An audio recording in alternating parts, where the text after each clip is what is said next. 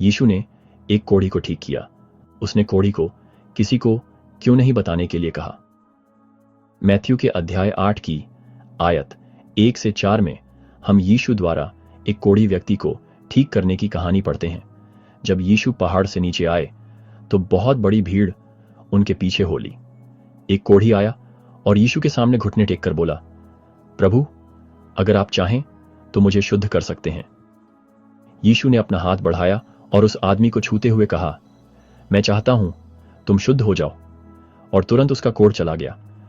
उसे ठीक करने के बाद यीशु ने उस आदमी से कहा, देखो, किसी को मत बताना, लेकिन जाओ, अपने आप को याजक को दिखाओ और उस भेंट को चढ़ाओ जिसकी आज्ञा मूसा ने दी थी, ताकि उनके लिए यह गवाही हो।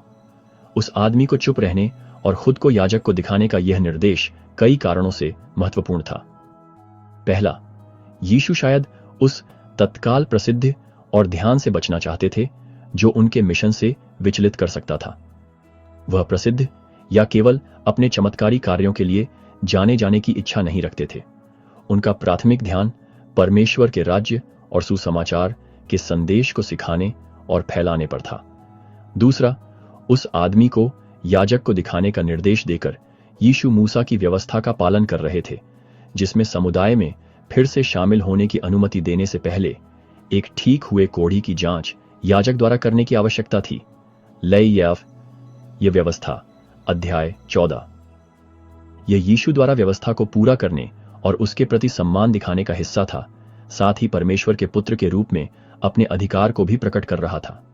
तीसरा, यीशु शायद चाहते थे कि उस आदमी का ठीक होना एक सार्वजनिक तमाशा के बजाय याजकों के लिए एक गवाही के रूप में काम करे।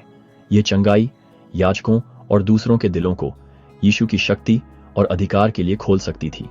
यह कहानी हमें सिखाती है कि यीशु के चमत्कार दिखावे के लिए या व्यक्तिगत महिमा पाने के लिए नहीं थे। उन्होंने व्यक्तियों के लिए प्रेम और करुणा से और उद्धार लाने के अपने मिशन को पूरा करने के लिए चमत्कार किए। यह हमें यह भी याद दिलाता है कि यीशु के कार्य हमेशा परमेश्वर की योजना और समय के अनुसार थे।